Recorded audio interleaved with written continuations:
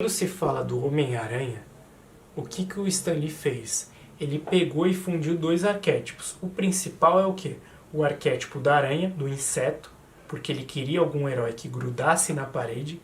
Ele testou elementos como o Homem-Mosca, talvez o Homem-Abelha, outros tipos de animais, mas ele não via que ficava tão bom, porque tem poucos elementos. Quando ele achou o elemento da aranha, do arquétipo da aranha, ele viu que ele poderia trabalhar muito mais conceitos, porque a aranha não só consegue escalar paredes, ou a maioria das raças consegue, como ela tem veneno, como ela tem alguns sentidos, como ela tem a teia, e o principal artefato é a teia, que o Stan Lee usou como arma, e como ela tem uma força proporcional ao corpo dela, ou seja, ela consegue levantar o peso dela muito mais do que o próprio ser humano consegue.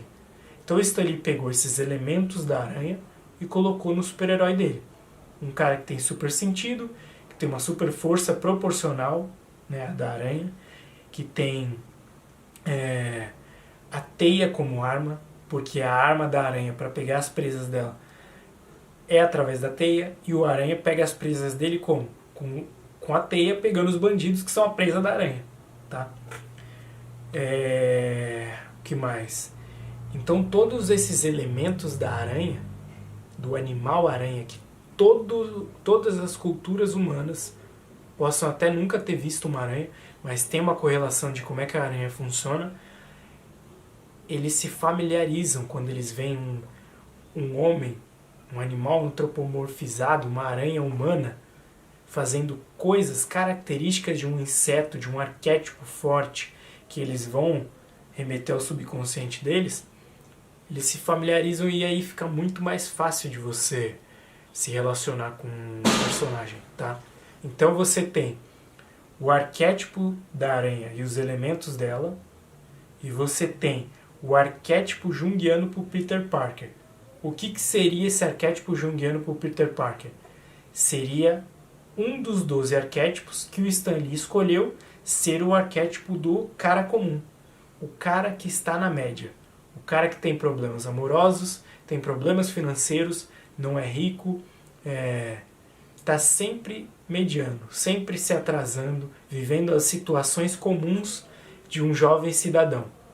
Chegando atrasado no trabalho, chegando atrasado na faculdade, deixando a desejar nas tarefas, não podendo se sustentar, tendo que sempre correr contra o tempo. Então ele vivencia características comuns. Isso se relaciona com a maior parte das pessoas. Tá? Quem nunca teve algum problema de timidez ou amoroso? A maioria absoluta das pessoas é assim. A minoria é totalmente de bem consigo mesmo ou extrovertida. A minoria é assim. A maioria tem problemas sociais. A maioria tem problemas financeiros. Nem todo mundo é rico. Uma parcela muito pequena da população mundial é rica.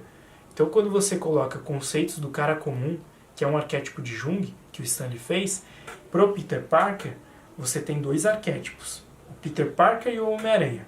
O arquétipo da aranha e o arquétipo do cara comum. E isso fundido deu origem ao maior herói de todos. E é isso que eu queria falar. O quão forte foi essa simbologia que o Stan Lee conseguiu, felizmente, trabalhar, tá, no modelo do roteiro do Peter Parker, por ele ter perdido o tio dele e ele ter essa culpa, né, porque ele é um cara comum, ele tem essa culpa de ter saído da lei, ter exercido características do arquétipo fora da lei. Quando ele fez isso, ele não sentiu que era ele, porque ele é o cara comum. O fora da lei é outro personagem, o Logan é fora da lei. Tá? Talvez o Logan não goste nem um pouco ou tenha pavor de ser como o Peter, um cara comum.